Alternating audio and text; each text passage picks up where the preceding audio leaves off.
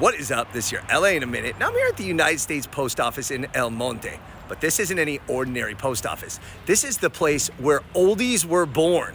I'm talking about the El Monte Legion Stadium, which occupied this entire complex for decades and was the place for the youth in Los Angeles and beyond to congregate, to listen to rock and roll, country, and what became the birth of oldies music. Let's get into it.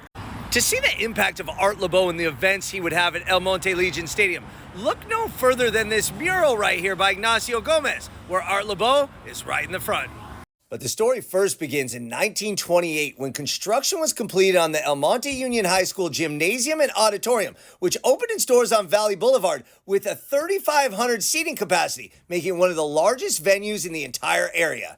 It also had a price tag of more than $70,000, which again was an enormous sum for the era. But this was more than just a gym. This was a community hub.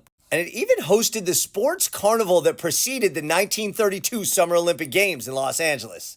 But even when the devastating 1933 Long Beach earthquake threatened many buildings in the area, including much of El Monte Union High School, which was condemned, the auditorium stood strong, earning a reputation for resilience and becoming a symbol of the city's spirit. And after World War II in 1945, American Legion Post 261 purchased the building for a little bit more than $26,000 and renamed it El Monte Legion Stadium. Legionnaires initially envisioned a living memorial for returning veterans, but the building soon evolved into much more, including hosting heavyweight championship fights, wrestling matches, and even roller derby. But the real magic happened when they started hosting music shows. In the late 1940s and early 1950s, Southern California was a melting pot of musical innovation, including country music, which first made waves at El Monte Legion Stadium with Cliffy Stone's Hometown Jamboree. But before long, rock and roll and R&B would take over. And that's where Art Laboe comes in. Starting in 1955, Laboe began hosting his legendary Oldies But Goodies dances at El Monte Legion Stadium.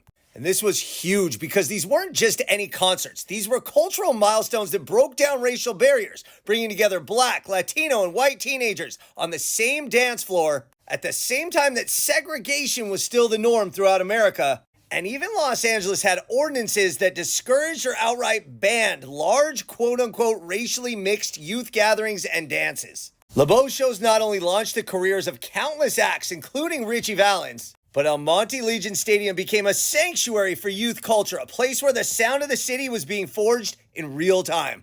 It even inspired local legend Frank Zappa to pen the song Memories of El Monte, and the venue helped shape the very sound of Los Angeles, whether it was rock or R&B, or into what we now call oldies. Unfortunately, by the late 1960s, the venue often sat unused, and the American Legion looked for other uses for the facility.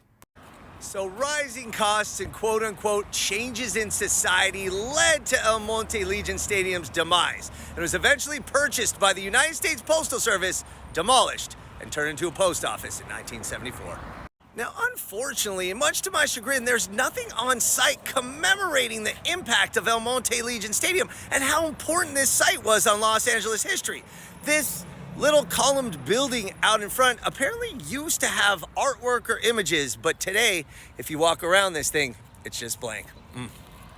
So today, this is a post office, but it used to be El Monte Legion Stadium, a venue so important not just for Los Angeles and the Southland, but for the world, because this is where oldies were born. All right, LA, it's been a minute.